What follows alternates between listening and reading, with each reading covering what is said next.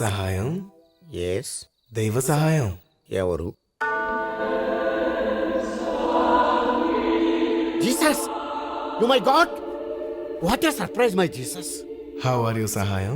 I'm extremely happy Jesus. I'm not at all happy Sahayam. Why Jesus? What happen? నీకు సహాయం అనే పేరెందుకు పెట్టాను? నా తరపున నలుగురికి సహాయం చేస్తావనే కదా. నేను అందరికీ సహాయం చేస్తూనే ఉన్నానే. మరి ఈ రోజు కాలేజీలో బన్నీ అనే కుర్రాడికి టీసీ ఎందుకు ఇచ్చావు? వాడా?